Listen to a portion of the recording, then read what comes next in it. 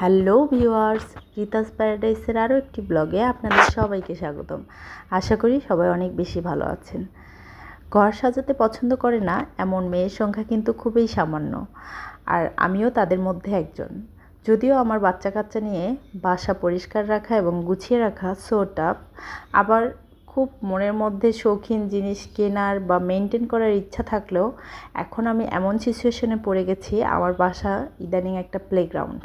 তারপরেও মাঝে মাঝে চেষ্টা থাকে একটু নিজের মতন করে পরিপাটি থাকার। আর সবসময় আমার বাসা কিন্তু এতটাও পরিপাটি থাকে না, যেহেতু দীর্ঘদিন ধরে রুমের দরজা জানালার পর্দাগুলো ভালো করে ধোয়া হচ্ছিল না, তারপর একটু গ্রিলগুলো পরিষ্কার করার প্রয়োজন ছিল। তাই আমি আমার হেল্পিং হ্যান্ড আপাকে দিয়ে সব কিছু একটু পরিষ্কার করে নিয়েছি, যদিও কিন্তু পর্দাগুলো চেঞ্জ করার দায়িত্বটা আমার উপরই পড়েছে। তাই তো একটু পর্দাটা চেঞ্জ করে নিলাম। আর আমার যে এদিকের জানালাটা দেখা যাচ্ছে, এটা পূর্ব সাইড হওয়ার কারণে ঘুম থেকে ওঠার সাথে সাথেই এত বেশি রোদ চলে আসে, আমাদের ঘুম ভেঙে যায় অনেক তাড়াতাড়ি। মানে যে টাইমটা বাচ্চারা ঘুমাবে তখন আর কি ওরা ঘুমাতে চায় না, এই রোদের কারণে, বেশি আলোর কারণে ওদের চোখে এসে আলো পড়ে। তাই একটু ভারী পর্দাটা দিলাম, ডার্ক টাইপ। আর এই সাইডে দিয়েছি আমার বিছানার চাদরের সঙ্গে মিলিয়ে। এরপর চলে গেলাম গেস্ট রুমে। গেস্ট রুমের পর্দার অবস্থা ছিল আরও খারাপ। মনে হচ্ছে এক বস্তা করে ধুলা ঢেলে দেওয়া হয়েছে পর্দার উপরে। যদিও এই সাইডটা মানে পরিষ্কার পরিচ্ছন্ন করা কম হয়, যেহেতু গেস্ট রুমটা ইউজ করাও কম হয়, তারপরও মনে হচ্ছিল যে কতদিন ধরে যেন পরিষ্কার করা হয় না, কিন্তু আসলে তা না। খুব কম সময়েই আমি পর্দাটা চেঞ্জ করতে গিয়েছি, তাতেই এই অবস্থা। আর আমি আমার ড্রয়িং রুমের যে জানালার পর্দাটা, সেটা সবসময় একটু চেঞ্জ করার চেষ্টা করি, একটু লাইট রাখলে ভালো লাগে আমার কাছে। আর আমি এখানে আমার যে বাকি লতার পর্দার সেটটা সেটা দিয়েছি। আর আমি এখানে একটা ট্রান্সপারেন্ট পর্দা ব্যবহার করেছি। মাঝে মাঝে এই রুমটাতে মানে যেহেতু পিছন সাইডে এত বেশি আলো আসার মানে কোনো সুযোগ নেই, তাই আমি ট্রান্সপারেন্টটা রাখি। যখন মনে হয় যে একটু পর্দাটা খুলে দিয়ে রাখবো, শুধুমাত্র আমার ট্রান্সপারেন্ট পর্দাটা রাখবো, কিছু সময় হয় না এরকম মুড চলে আসে, তখনকার জন্য আর কি। আর আমার বাসায় যেহেতু প্রচুর বই, আর আমার এই তাকগুলো পরিষ্কার করতে কিন্তু খুব বেশি কষ্ট হয়। তারপর মাঝে মাঝে করতেই হয়, না হলে মাকড়সার জাল আটকে যায়, অথবা আমরা এই বইগুলো যখন পড়তে যাই বা নিতে যাই ডাস্ট অ্যালার্জির একটা প্রবণতা তৈরি হয়। তাই রেগুলার মুছে রাখার চেষ্টা করি।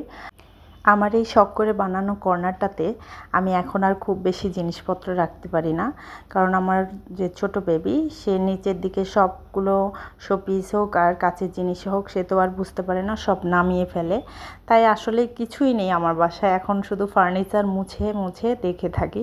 আর শখের যে অ্যাকোরিয়াম, আমার শখের যত শোপিস দেখেন, নিচের দিকে আমি কিচ্ছু রাখিনি, কিছু রাখাও যাবেও না এখন, যেহেতু বাচ্চা ছোট। আর এই যে কার্পেটটা শখ করে কিনেছি, সেটাও আমি মাঝে মাঝে বিছিয়ে রাখি। এই কার্পেট সবসময় বিছালে এটা আসলে 2 মাসেই ফেলে দিতে হবে। তারপরেও মাঝে মাঝে মনে হয় একটু মুড চেঞ্জ করার জন্য বাসাটা একটু আলাদা করে গুছিয়ে একটু বসে চা খেলে ভালো লাগে। তাই আর কি আজকে আমি একটু গুছিয়ে নিচ্ছি। আর এই তো আমি কথা বলতে বলতে কিন্তু আমার বেডরুম, আমার ড্রয়িং রুম, ইভেন আমি ডাইনিংটা কিন্তু অফ ক্যামেরায় করে ফেলেছি। ডাইনিংয়ে খুব সাদামাটা একটা ম্যাট দিয়েছি। আমি বললাম না, আমি আসলে শৌখিন, বাট আমি মেনটেন করতে পারি না। অনেক আপুকে দেখি সুন্দর করে গাছ থেকে শুরু করে অনেক শোপিস, অনেক কিছু দিয়ে এস্থেটিকভাবে রুম সাজায়। আমার খুব দেখতে ভালো লাগে, কিন্তু আমি জানি আমি এটা মেনটেন করতে পারবো না। আমি হচ্ছি সেই মেয়ে যার পড়ার টেবিলটা মা গুছিয়ে দিত। আমিও এলোমেলো একটা মেয়ে ছিলাম, বাট এখন সংসার করতে এসে নিজের সংসারের অনেক কিছু মনে হয় আমরা নিজেরা মেনটেন করা শিখে যাই। চোখের সামনে মনে হয় এলোমেলো অথবা নষ্ট হয়ে যাচ্ছে, এই সংসারের মায়া তৈরি হয়, মায়া কাজ করে, তখন কিন্তু আমরা কাজ করতে শিখে যাই। আসলে আমার ওই যে যতটুকু মেনটেন করতে পারি ততটুকুই করা, তাছাড়া খুব আলাদাভাবে অ্যাস্থেটিকভাবে করতে পারি না। মন চাইলেও আসলে আমি মেনটেন করতে পারবো না, তাই ওই দিকে আর যাই না। আর কথা বলতে বলতে আমি কিন্তু আমার যে ড্রয়িং রুম ডাইনিং রুম, সেটা তো দেখিয়ে দিলাম, গুছিয়ে ফেলেছি। এবার গেস্ট রুমের পর্দাগুলো যেগুলো ধোয়ার ধুইতে দিয়েছি, আর এই পর্দাটা যে লাল এবং ঘিয়া কালারের, এটা কিন্তু আমার পুরো বাসার একটা পর্দার সেট ছিল, তাই এক্সট্রা যে পর্দা ধোয়া ছিল আমি সেটা লাগিয়ে নিচ্ছি। আর ধোয়া পর্দাটা দেওয়ার পরে এই রুমটাও কিন্তু একটা ভালো লুক দিচ্ছে, যদিও গেস্ট রুমে খুব বেশি ইউজ করা হয় না। আর আমি কিছুদিনের মধ্যে এই রুমের ফার্নিচার আমার ছেলের যে বেডরুম সেখানে নিয়ে যাব, কারণ এই রুমটায় খুব বেশি রোদ থাকার কারণে গেস্ট আসলে ঘুমাতে দেওয়া টাফ, আবার এসিটাও নেই। এনিওয়ে, কথা বলতে বলতে বাসা গুছিয়ে ফেলে বাচ্চাদের আবদারে বাবুল্যান্ডে চলে এসেছি। যদিও আমার আরও একটা রুম গুছানো বাকি ছিল, কিন্তু কিচ্ছু করার নেই, ওরা বাসায় বোর হয়ে যাচ্ছিল, তাই বাবুল্যান্ডে গিয়ে আগে নিজে খেলা শুরু করেছি। যেহেতু বাসায় অনেক কাজ করে গিয়েছি, নিজের রিফ্রেশমেন্টটা আগে।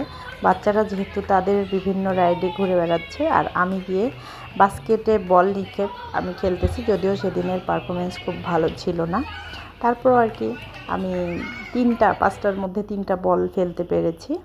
তারপরে গিয়ে বাচ্চাদের বালিশ খেলা, সেদিন আর কি অনেকগুলো খেলার প্রোগ্রাম ছিল ওদের, তো বালিশ খেলায় অনেক মজা পাচ্ছিল ছেলেরা, অনেক অনেক বাচ্চা ছিল, তো ওদের খেলাটা শেষই হচ্ছিল না। তারপরেই তো বালিশ খেলা খেলতে খেলতে ওরা আসলে কোনো রুলস মানতে ছিল না। যেহেতু আমার ছেলে, ওর কিন্তু একটা সমস্যা আছে, আমি আগেও বলেছি, বাবুল্যান্ডে এই টাইপের যে খেলাগুলো হয় এগুলোতে একটা পুরস্কারের বিষয় থাকে। তো ওর কাছে মনে হয় আমি খেলায় অংশগ্রহণ করেছি মানে আমি পুরস্কারটা পাবো, কিন্তু ও যে পারফরমেন্স ভালো না করতে পারলে, উইনার না হতে পারলে ও যে পুরস্কারটা পাবে না সেটা সে মানতে চায় না, এবং ফাইনালি সেদিন তাই হয়েছে। সে কিন্তু শেষ পর্যন্ত ডিসকোয়ালিফাইড হয়েছে এবং সে কান্না করে দিয়েছে, এবং এই কান্না থামাতে আমার অনেকটা সময় লেগে গিয়েছে। আমি আসলে জানি না আমার ছেলেটা এই ক্ষেত্রে কেন বোঝে না, অনেক দিন ধরে এটা বোঝানো হচ্ছে, তাই আমি ইচ্ছা করেও এই খেলাগুলোতে ওকে জয়েন করাই, যাতে একদিন কান্না করতে করতে ঠিকই কিন্তু বুঝে যাবে যে আসলে এটা একটা খেলা, এখানে উইনার হওয়াটা বড় কথা না। এজন্য আমি ইচ্ছা করে দিই, বাট ও প্রতিবারই খুব মন খারাপ করে, বাট এবারই কান্না করে দিয়েছে। যাই হোক, পরে কোনোভাবে হোক শান্ত করা হলো।